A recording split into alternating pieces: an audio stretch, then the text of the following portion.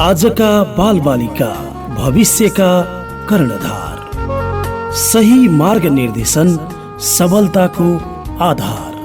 कार्यक्रम बाल बालिकाको आवाज।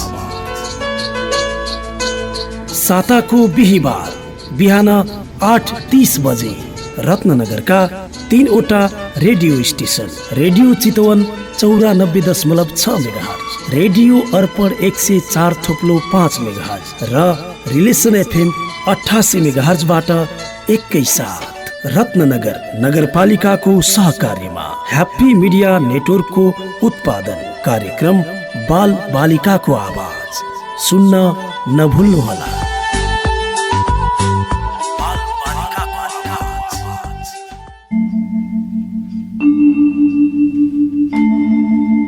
अहिले दोस्रो भेरिएन्टको कोरोना भाइरसले समग्र मुलुकलाई नै त्रसित बनाइरहेको छ। अत्यावश्यक काम बाहेक घरबाट बाहिर ननिस्कौं, निषेधाज्ञाको पूर्ण पालना गरौं। अति आवश्यक कामले बाहिर निस्कनै परेमा राम्रोसँग नाक मुख छोपिने गरी मास्क लगाऊ। बाहिर गएर घर फर्किसकेपछि राम्रोसँग साबुन पानी तथा सेनिटाइजरले हात सफा गरौं। अन्य व्यक्तिहरूबाट कम्तीमा पनि 2 मिटरको दूरी कायम गरौं। जनस्वास्थ्यका मापदण्ड पूर्ण पालना गरौं। कोरोना भाइरसको संक्रमणबाट आफू पनि बचौं, अरूलाई पनि बचाऊ। जनहितका लागि रत्ननगर नगरपालिका।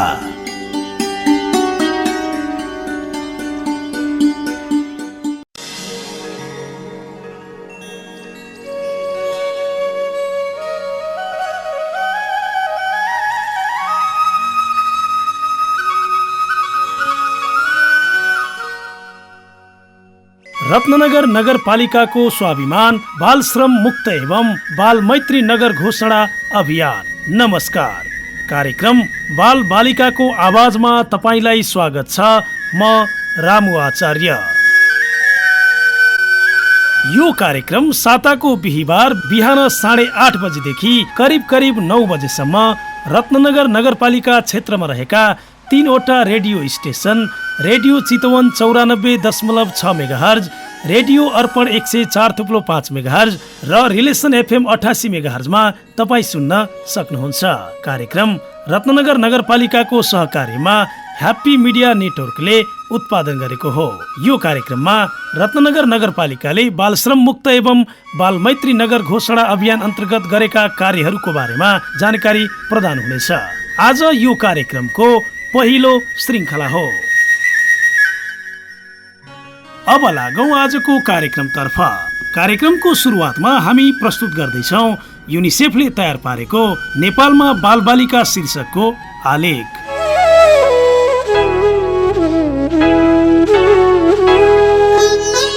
नेपाल हिमालयको प्रवेशद्वार भनेर चिनिन्छ। नेपालमा संसारकै अग्ला हिम शिखरहरू छन्। यो एक भूपरिवेष्टित राष्ट्र हो। यहाँ सांस्कृतिक र भौगोलिक विविधता पाइन्छ।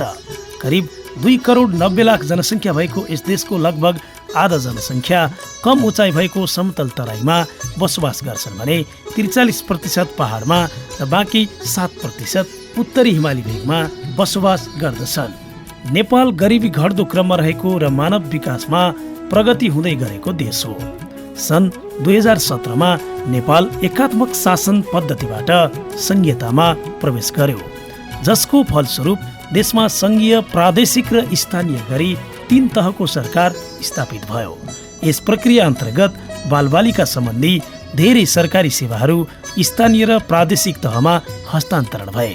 बालबालिकाको अवस्था सुधार्नका लागि सार्वजनिक महत्त्वका कामहरू गर्न नयाँ संरचनाले अवसरहरू प्रदान गरेको छ। यसका लागि विभिन्न तहमा सम्बन्धित नीति, नियम, संयन्त्र र क्षमताको सुदृढीकरण गर्न उल्लेखनीय प्रयासको आवश्यकता छ। देशको जनसाङ्ख्यिक अवस्था हेर्दा नेपालको 40% जनसङ्ख्या 18 वर्ष मुनिका बालबालिकाहरू छन्। जनसङ्ख्याको ठूलो हिस्सा युवाले ओगटेको अवस्थामा राष्ट्रको विकासका लागि बालबालिका र किशोर किशोरीमा लगानी गर्नु महत्त्वपूर्ण हुन्छ। नेपालले सन् 2022 सम्ममा निम्न विकसित राष्ट्रको समूहबाट र सन् 2030 सम्ममा मध्यम आय भएको देशमा माथि उक्लने लक्ष्य लिएको छ। समग्र गरिबी घट्दै गएको भए तापनि 2/3 बालबालिका 7 मध्ये कम्तीमा 1 आधारभूत आवश्यकताबाट वञ्चित छन्। संयुक्त राष्ट्र संघीय विकास कार्यक्रम UNDP को मानव विकास प्रतिवेदन अनुसार एसियाका 58 राष्ट्रहरूमध्ये नेपाल तेस्रो अति गरिब राष्ट्र हो, जसको मानव विकास सूचकाङ्क 6औं न्यून स्थानमा छ। यसका अतिरिक्त धन, भूगोल, भाषा, शिक्षा, जाति, लिङ्ग, उमेर, अपाङ्गता र आयका आधारमा पनि देशमा निकै असमानता रहेको छ। अधिकांश बालबालिका र किशोर किशोरीहरू देशले गरिरहेका विभिन्न प्रगतिबाट बाहिर रहेका छन् र कयौं अधिकारबाट पनि वञ्चित भएका छन्। यस्ता अभावहरूले पूर्ण क्षमताको वयस्क बन्न सक्ने बालबालिकाको सम्भावनालाई प्रतिकूल असर पार्दछ, जसले गर्दा उक्त अभावहरू पछिल्लो पिढीसम्म सर्ने सम्भावना रहन्छ। विगतका 2 दशकमा सहस्राब्दी विकासका लक्ष्यहरूमध्ये धेरै लक्ष्यहरू हासिल गरेसँगै बालबालिकाको विकासमा नेपालले तीव्र प्रगति गरेको छ। तीमध्ये केही प्रमुख उपलब्धिहरू निम्न छन्। प्राथमिक स्वास्थ्य सेवाको विस्तार भएका कारण शिशु तथा 5 वर्ष मुनिका बालबालिकाहरूको मृत्यु दरमा कमी। मातृ स्वास्थ्य सेवामा भएका सुधारका कारण मातृ मृत्यु दरमा कमी। पोषणका लक्ष्यहरू हासिल गर्ने योजनामा समयअनुसारको उपलब्धि पाइएका कारण बालबालिकाका लागि योग्य संसार नामक कार्यक्रम अन्तर्गत सूक्ष्म पोषणका सबै 3 लक्ष्यहरू हासिल गर्ने उच्च सम्भावना। शिक्षाको पहुँच बढाउनमा केन्द्रित कानुन, नीति तथा कार्यक्रमहरूका कारण विद्यालय भर्ना हुने दरमा वृद्धि। बाल गरिबी तथा कुपोषणको समाधानका लागि बाल अनुदानको सुरुवात र विस्तार। बाल अधिकारका विभिन्न पक्षहरूमा उल्लेखनीय प्रगति हासिल गरे तापनि नेपालले स्रोत साधनमा पहुँच तथा सुधारका कार्यक्रमहरूमा भएको असमानतालाई सम्बोधन गरेर यस क्षेत्रमा अझै धेरै सुधार गर्न आवश्यक छ। अहिले हामीले प्रस्तुत गर्यौं नेपालमा बालबालिका शीर्षकमा युनिसेफले तयार पारेको आलेख। अब पालो कुराकानीको। बालश्रम मुक्त तथा बालमैत्री नगर घोषणाका लागि रत्ननगर नगरपालिकाले चालेका समग्र कदम लगायतका विषयमा हामीले रत्ननगर नगरपालिकाका प्रमुख नारायण वनसँग कुराकानी गर्दैछौँ। आउनुहोस् उहाँलाई कार्यक्रममा स्वागत गरौँ। नगर प्रमुखज्यू, स्वागत छ कार्यक्रममा।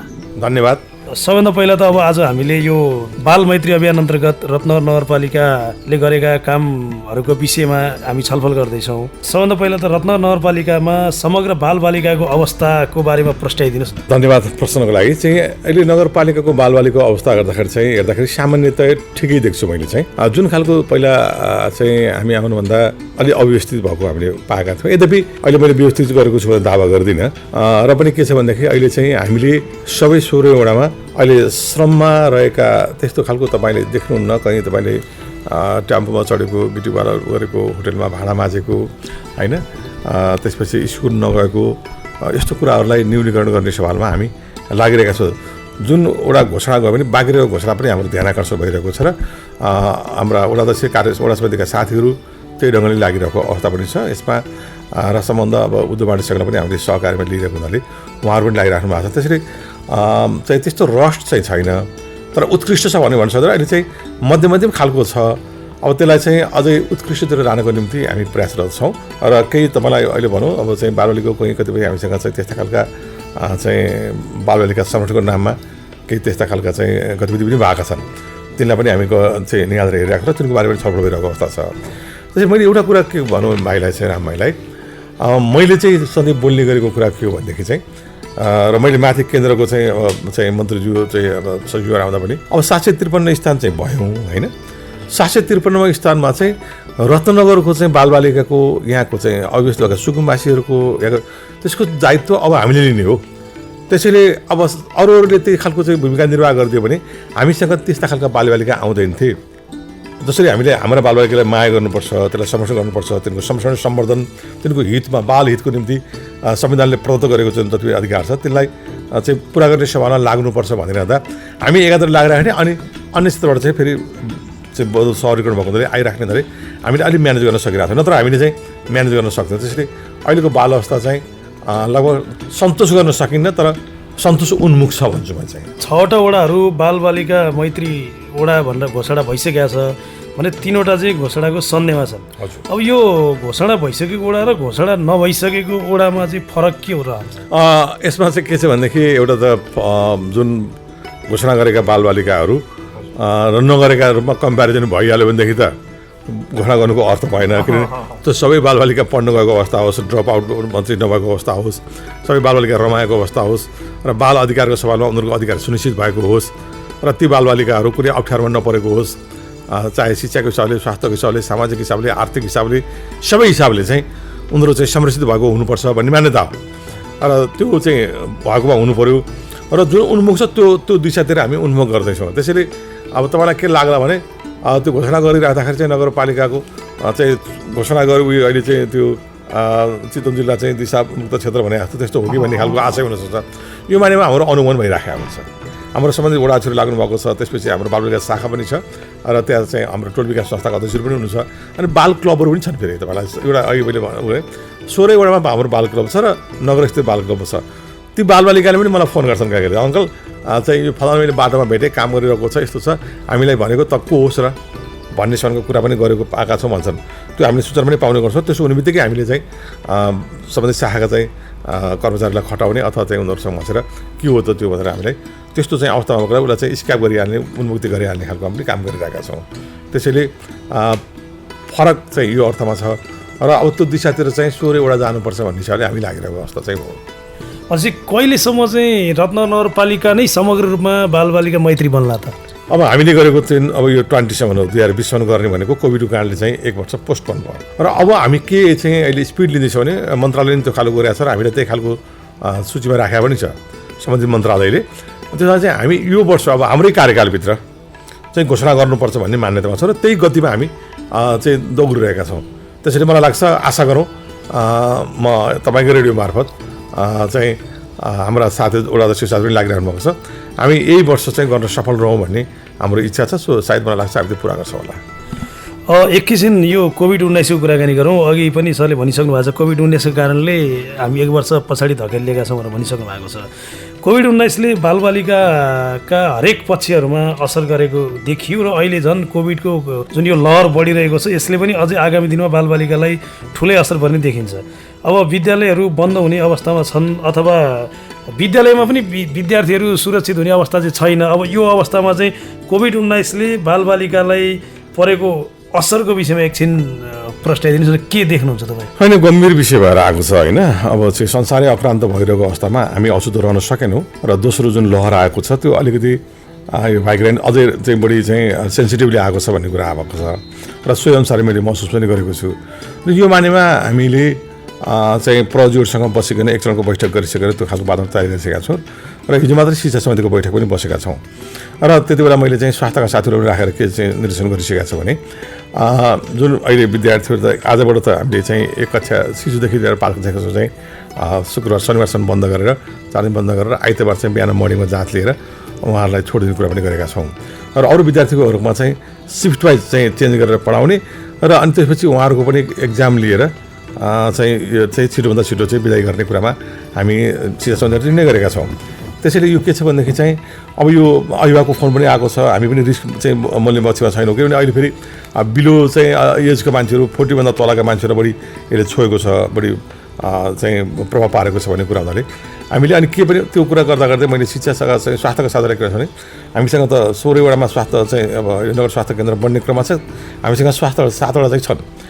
त्योका साथीहरूलाई चाहिँ स्कुल जाने क्रममा चाहिँ बालबालिकाको चाहिँ त्यो ज्वरो टेस्ट गर्ने, सेनिटाइजर प्रयोग गर्नको निम्ति प्रयोग गर्ने, मास्क लिएर आउने यी सबै खालको प्रोटोकल चाहिँ मानाउनुपर्छ है।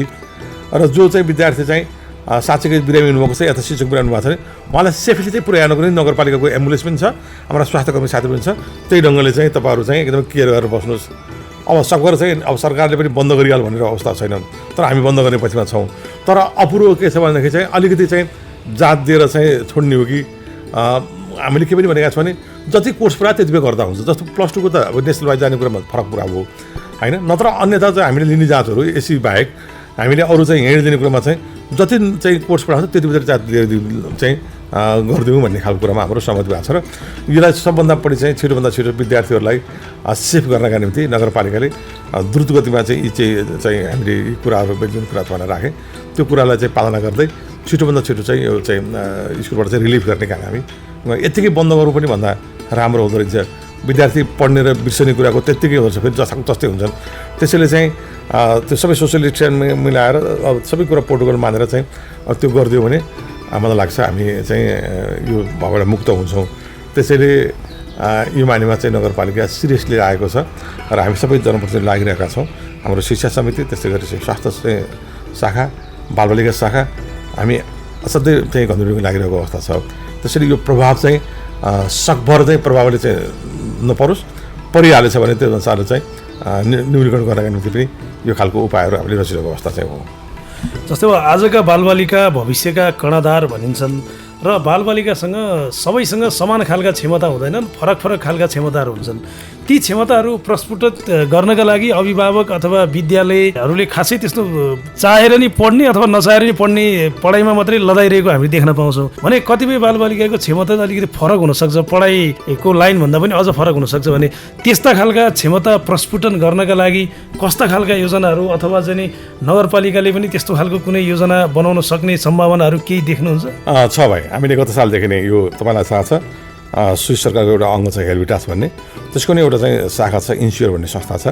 त्योसँग चाहिँ हामीले क्यारियर काउन्सिलको कुराकानी गरेका छौँ र हामीले केही सिचेको कुरा 9 कक्षादेखि नै बालबालिका कुन बाटोतिर जाने हो, तपाईँहरूको चाहिँ कहाँनिर इन्ट्रेस्ट छ, तपाईँ खेलकुदमा हो, तपाईँ सङ्गीतकार हो, तपाईँ साहित्यकार हो, तपाईँ कलाकार हो होइन, अथवा तपाईँ चाहिँ म्याथमेटिसियन हो, तपाईँ डक्टर बन्ने हो, इन्जिनियर बन्ने हो, के पढ्ने हो, तपाईँको रुचि कहाँ छ भन्ने कुराको हामीले कहिले काउन्सिलिङ गर्ने कुरा गरेका छौँ। र त्यो रुचिको आधारमा चाहिँ उहाँहरूको अभिभावकसँग बसेर त्यहीसँग फाइनल गर्नुपर्छ।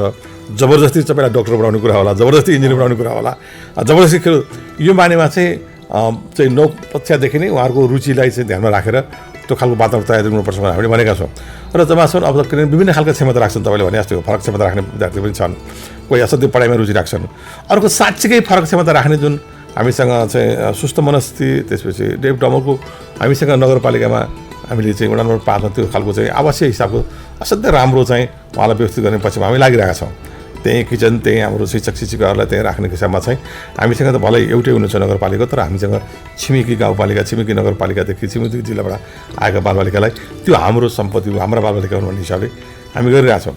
र अस्ति चाहिँ यो राष्ट्रपति रनिङ सिल पनि तपाईँले देखिरहनु भएको छ, त्यो बेलामा हामीले चाहिँ उहाँहरूको रुचिअनुसार चाहिँ खेल खेलाउने, त्यसपछि त्यो रुचिअनुसारको काम गरौँ भन्ने खालको कुरा पनि छ। आज पनि हामी त्यहाँ अहिले चाहिँ बागमती स्तरीय चाहिँ ताइक्वान्डो रोजाङको कार्यक्रम भइरहेको छ, त्यहाँ हामी त्यहाँ सहभागी भएर आएको थिएँ। त्यसैले हामीले के सोचेका छौँ भनेदेखि अहिले पनि जो चाहिँ हामीसँग इन्स्टिट्युट भन्ने संस्था छ, अनि त्यही अनुसारले तपाईँलाई थाहा छ हामीले शिक्षामा चाहिँ +2 चाहिँ एससी गरिसकेपछि ती बालबालिकाको रुचि अब जसको चाहिँ धेरै राम्रो नम्बर आएको होला, उहाँहरू अर्कै ढङ्गले अब टेक्निकल विषय पढ्ने होला, आर्थिक सालले कमजोर हुनुहुन्छ तर थोरै मार्क ल्याउनु भएको छ भने उहाँहरूको रुचिको पढाइ भनेर हामीले चाहिँ diploma in civil engineer, diploma in electrician, diploma in hotel management, diploma in veterinary science हामीले लिएर आएका छौँ होइन, र एग्रिकल्चर पनि छ हामीसँग। त्यो अब अरू पनि हामी त्यस्तो खालको विषय गर्नेछौँ। त्यसैले तपाईँको रुचिअनुसार पढ्न सक्नुहुन्छ है, जो आर्थिक कमजोर पनि हुनुहुन्छ, थोरै मार्क ल्याउनु भएको छ र म चाहिँ स्थानीय ठाउँमा म आफै ढङ्गले पढ्छु भन्ने खालको त्यो खालको जुहो पनि गरेका छौँ हामीले। नेपालमा पहिलोचोटि होला हामीले चाहिँ सिलगढीसँग चाहिँ होटल म्यानेजमेन्ट ल्याएको सौराहमा, यो हाम्रो पहिलोचोटि हो। त्यसैले अझ उहाँहरूको सबै कुरा भनिरहँदा सबै पुरा भन्यो भने त होइन, तर पनि हामी चाहिँ रुचिअनुसारको काम गरिनुपर्छ, चाहिँ पढ्नु पाउनुपर्छ भन्ने हिसाबले त्यो खालको इन्भाइरोमेन्ट चाहिँ स्लाइटली सृजना गर्दैछौँ भन्ने मलाई लाग्छ। जस्तो यो रत्नगरका विद्यालयहरू चाहिँ कतिको बालबालिका मैत्री छन् जस्तो लाग्छ? बालबालिका मैत्री बनाउनुपर्छ। त्यसैले हामीले के भन्छौँ भने पहिला सबभन्दा अघि भने अब स्कुल बस्दा रहँदा त्यो सबै त्यहाँको चाहिँ एक्सटर्नल चाहिँ बिल्डिङदेखि लिएर इन्टरनल पार्ट, फर्निचर, त्यसको ल्याब, लाइब्रेरी, त्यसको सबै कुरा चाहिँ बालमित्री हुनुपर्छ भन्ने पक्षमा छौँ। यद्यपि हाम्रा स्कुलहरू त्यति चाहिँ नराम्रा छैनन् है, राम्रै छन्, तर अझ त्यसलाई चाहिँ बालमैत्री कसरी बनाउन सकिन्छ भन्ने सवालमा हामीले त्यो नम्बरिङ पनि गर्छौँ। त्यहाँको शौचालय, त्यहाँको किनभने बालमैत्री नगरपालिका घोषणा गर्ने सवालमा स्कुल नै बालमैत्री छैन भने त्यसले नम्बर पाउँदैन।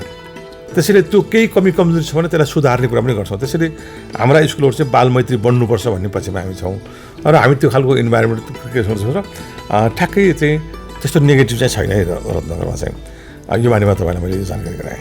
अघिल्ला दिनहरूमा श्रमिक बालबालिकाहरू धेरै देखिन्थे, होटलहरूमा भाडा माझिरहेको अवस्थामा भेटिन्थे भने अहिले चाहिँ त्यो देखिन छोडेको छ। तर त्यति मात्रै श्रमिक बालबालिकालाई श्रमको दुनियाँबाट बाहिर ल्याएर मात्रै पनि हुँदैन, उनीहरूका बाल अधिकार र अथवा बाल संरक्षणका कुराहरू पनि आउँछन्। यसको पाटोमा चाहिँ नगरपालिकाले खेल्ने भूमिका कस्तो रहला? अब मैले आज तपाईँलाई ठ्याक्कै तथ्याङ्क त दिन सकिनँ, मैले त्यो चाहिँ गरिनँ। अहिले अनायासै हाम्रो चाहिँ छलफलको विषय भन्यो। हामीले के सुरु गरेका छौँ भनेदेखि हाम्रा बालबालिका पोखरादेखि पनि लिएर आएका छौँ होइन। अनि त्यो बालबालिका चाहिँ आर्थिक जोगाएको छ भनेपछि त्यो बालबालिकाको घर पुनर्मिलन गर्ने काम यहाँको बालबालिका परासी, यहाँको बालबालिका हामीले मकवानपुर पनि पुऱ्याएका छौँ। र उहाँहरूको चाहिँ त्यो चाहिँ श्रमिक बालबालिकामा बाध्य किन हुनु पऱ्यो भन्दा आर्थिक कमजोर भएकोले पढ्नु नपर्ने, श्रममा जानुपर्ने भएको हुनाले त्यो परिवारलाई के गरिदियो भने हुनसक्छ। सिलाइ बुनाइ हो, गाई पाल्ने हो, भैँसी पाल्ने हो, बाख्रा पाल्ने हो, बङ्गुर पाल्ने हो, के कुरा पाल्ने, के गर्ने हो, त्यो गरिदिएपछि तपाईँहरूले चाहिँ म यति गरिदिएँ, म बच्चा पढाउँथेँ भनिरहेको अवस्थामा हामी त्यस्ता बालबालिका लगभग 300 भन्दा बढी बालबालिकाबाट हामीले चाहिँ पुनर्मिलन गर्ने कार्यक्रम गरिसकेका छौँ र उहाँहरूलाई आफ्नै घरमा चाहिँ बस्दै वातावरण तयार गरेर पढ्ने वातावरण गरेका छौँ। त्यसले कति आर्थिक चाहिँ अब जो गर्यो थाहा छैन, तर उहाँहरूलाई त्यो खालको सिप र क्षमता दिएर हामीले त्यो काम पनि गरिरहेको अवस्था पनि छ। त्यसैले अनि अरू के छ भनेदेखि चाहिँ हामीसँग केही खेल्दै सिक्दै बालबालिका पनि छन् हाम्रो त्यो उसमा त्यो हाम्रो रतन सामुदायिक शाखामा। उहाँहरूलाई चाहिँ बाध्य भएर चाहिँ उमेर पुगेकाहरू चाहिँ खेल्ने पढ्ने वातावरण छ, त्यसको पनि हामीले त्यो खालको गरेका छौँ भने। अर्को तपाईँलाई एउटा रोचक कुरा के भने हामीले वडा नम्बर 7 को मुसर टोल छ नि, जुन पारि हामी जहाँ रोड क्लबले बनाइदिएको भएको छ, त्यहाँ हामीले अस्तिदेखि चाहिँ गएको 3 हप्तादेखि चाहिँ हामीले मलाई के लाग्यो भने अब 7 नम्बर चाहिँ बालमैत्री नगरपालिका उसँग तयारी भएको छ, तर त्यहीको कारणले हुन सकेको छैन। अनि हामीले चाहिँ यहाँको बालबालिका शाखाको हाम्रो प्रमुख चाहिँ बहिनी, त्यसपछि नगर प्रहरी, जनपद प्रहरी लगाएर त्यहाँको वडा अध्यक्षज्यू हाम्रो राजनले लगाएर त्यहाँ चाहिँ हामीले बिहानै त्यहाँ जाने र त्यहाँका बालबालिकालाई पढ्नको निम्ति अभिवृद्धि गर्ने र बिहानै जो अभिभावकले चाहिँ नसामा जुम्नुहुन्छ, दारूपानी खानुहुन्छ, त्यसलाई निरुत्साहित गर्ने, त्यसलाई चेक गर्ने र कतिसम्म भने त्यहाँको उहाँले नजाने पाराले चाहिँ कतै कतै गाँजाहरू उम्रिरहेको छ त्यो पनि नष्ट गर्ने काम गरेका छौँ र त्यसलाई कन्टिन्यू दिएको थियो। हामी चाहिँ नियमित रूपमा ती बालबालिकालाई चाहिँ बानी पारिदिनुपर्छ भनेर त्यहाँ अहिले हाम्रो नगर प्रहरी जाने गर्छ, जनप्रति गर्छ, एउटा हाम्रो जनप्रति साथीहरू जाने गर्नुहुन्छ र त्यो अहिले स्कुल जान चाहिँ लगातार गइरहेको र ती अभिभावकहरूले दारू पानी खान छोडेको र ती अभिभावकहरू पनि काम गरेपछि पैसा जम्मा गर्नुपर्छ भन्ने खालको बाटो तयार छौँ। यो के रहेछ भनेदेखि त्यो हाम्रो चासोको विषय हो। त्यसैले पनि अब त्यो हामीले यो खालको चाहिँ अवस्था सिर्जना गरेका छौँ र कतिपय बालबालिकालाई चाहिँ जो 14 वर्ष 18 वर्ष पुगेको बारे छ उहाँहरूलाई चाहिँ श्रमै गर्नु हुँदैन, सिप भएको सिपलाई श्रममा रूपान्तर गरेर होइन श्रमलाई सिपमा चाहिँ परिणत गरेर आम्दानी गर्ने जुन खालको हुन्छ त्यो बारेमा पनि कसैले चाहिँ सानसानो मोमो पसल केही त्यस्तो खालको कामहरू गर्नुभएको छ, त्यसलाई पनि हामीले त्यो खालको जो गरेको हुनाले र जुन खालको बालबालिका चाहिँ बाटोमा तपाईँले चाहिँ देख्नुहुन्थ्यो, जसलाई नमिठो भाषामा भन्नुपर्दा हाम्रो खाते भन्ने गर्थ्यो, त्यो तपाईँले देख्न पाउनुहुन्न। ती बालबालिकालाई हामीले चाहिँ भेट्दै तिनलाई काउन्सिलिङ गर्ने, तिनको मोटिभेट गर्ने र तिनलाई स्कुलमा ल्याउनको निम्ति राख्ने, बालबालिका संरक्षण राख्ने अथवा त्यो बालबालिका कहाँबाट आएको उसको परिवारसँग पुनर्मिलन गर्ने यो काम गरेको हुनाले तपाईँले आज बर्गेलदी तपाईँले जुन खालको अवस्था पहिला थियो त्यो देख्न पाउनुभएको छैन। त्यसको पूर्ण रूपमा इराडिकेसन गर्नुपर्छ भन्ने पछि यहाँ छु म चाहिँ। अन्त्यमा जस्तै अब नगरपालिकाले सम्पूर्ण नगरपालिका नै बालमैत्री गराउने भनेर योजना गर्दै गर्दाखेरि यसमा आम नगरवासीहरूको भूमिका के रहन सक्ला र नगरवासीहरूलाई के सन्देश दिन चाहन्छु यो अन्तिममा? जस्तै अहिले यो बारेमा के छ भने म चाहिँ म सम्पूर्ण नगरवासीहरूलाई के भन्न चाहन्छु भन्दाखेरि चाहिँ यो जो बालबालिका चाहिँ मैले जन्माएको मेरो मात्र होइन, जुनसुकै नागरिक पनि यो नगरपालिकाको नागरिक अथवा देश संसारभरिकै बालबालिका आफ्नो ठान्नुपर्छ र पनि त्यो ठुलो ब्रोडली भन्दा भने आफ्नो नगरका बालबालिका चाहिँ मेरा सरह हुन् है भनेर आफूले श्रममा राखेको छु भने उहाँलाई श्रमबाट चाहिँ विदाई गर्नुपर्छ, सम्मानजनक हिसाबले विदाई गरेर तिमी पढ्नुपर्छ बाबु नानी जे के भनिदिनुपर्छ होइन। र त्यो कहीँ त्यस्तो बाद श्रममा चाहिँ लादिएको छ, त्यसलाई चाहिँ होइन त्यो खालको दुर्व्यवहार गरिएको छ, त्यो खालको चाहिँ परिस्थितिमा परेको छ भने त्यहाँबाट उन्मुक्ति दिलाउनु पनि नगरवासीले सहयोग गरिदिनुपर्छ होइन। म अनुरोध गर्न चाहन्छु र आफ्नो छोराछोरी जति माया गर्छौँ त्यति नै माया गर्नुपर्छ भन्ने मान्यता हामी राख्छौँ। र मैले के पनि भनेको छु भनेदेखि जो बालबालिका असहाय छन्, जो बालबालिका अभिभावक छन्, त्यो बालबालिकाको अभिभावक हामी भयो अब त्यसको चाहिँ सम्बोधन हामीले गर्नुपर्छ। ती बालबालिकाको संरक्षण गर्ने सम्बोधन गर्ने दायित्व हाम्रो नगरपालिकाको हो, हामी अभिभावक हौँ। ती वास्तवमा जो टुरा छन्, जो कसैको केही छैन भने तिनले हामीले दायित्व बोध गर्नुपर्छ भनिरहेको अवस्थामा अब हामी चाहिँ 16 वटा नगर यसले एउटा क्रेडिट पनि चाहिँ गर्छ र हाम्रो मूल्याङ्कन पनि बढ्छ। त्यसैले म चाहिँ नगरवासी आदरणीय दाजुभाइ तथा दिदीबहिनीमा बाबा चाहिँ के भन्न चाहन्छु भन्दाखेरि चाहिँ हामी बालमैत्री नगरपालिका बाल श्रममुक्त होइन, श्रममुक्त त गराएर बालमैत्री नगरपालिकाको घोषणा गर्ने अभियान नेपाल सरकारको, प्रदेश सरकारको, हामी सबैको 3टै सरकारको दायित्व छ। र यसमा चाहिँ युनिसेफ हामीलाई सपोर्ट गर्ने एउटा संस्था छ, सिविल गर्ने संस्था छ, उद्योग वाणिज्य क्षेत्रले हामीलाई सहयोग गर्छ। सबै लागिरहँदाखेरि चाहिँ म सम्पूर्ण नगरवासीहरूलाई चाहिँ यो अभियानमा एकदमै यो चाहिँ यो गौरवको योजना पनि हो र यसले एउटा वास्तवमा ठुलो पुण्य कमाउँछ भाइ। चारधाम जानुभन्दा पनि ती बालबालिकाको समर्थन गर्ने, मैले यो बालबालिका पढाइदिएँ, यसको समर्थन गरिदिएँ, यसको जीवनमा मैले ठुलो कल्याण गरेँ भनेदेखि त्योभन्दा पुण्य के हुन सक्छ। यो मानेमा चाहिँ म सम्पूर्ण नगरवासीहरूलाई यो आह्वानमा होमिनका निम्ति र त्यस्तो खालको पुण्य काममा लागिदिनका निम्ति पनि अनुरोध गर्न चाहन्छु, यिनै कुरा राख्न चाहन्छु। हुन्छ, आफ्नो महत्त्वपूर्ण समय हामीलाई उपलब्ध गराइदिनु भयो, छलफलमा सहभागी भइदिनु भयो, तपाईँलाई धेरै धेरै धन्यवाद छ। धन्यवाद।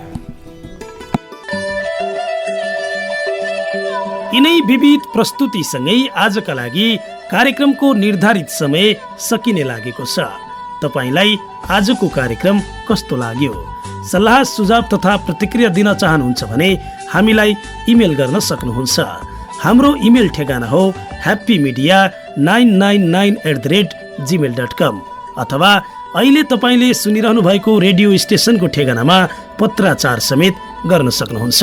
यो कार्यक्रम उत्पादनका लागि सहयोग गर्नुहुने समस्त रत्नगर नगरपालिका परिवारलाई धन्यवाद। साथै यतिन्जेलसम्म हामीलाई सुनेर साथ दिनुहुने तपाईँहरू सम्पूर्णमा हार्दिक आभार सहित अर्को साता बिहिबार बिहान 8:30 बजे पुनः नयाँ कार्यक्रमका साथमा आउने बाचा गर्दै रामु आचार्य बिदा हुन्छु। नमस्कार।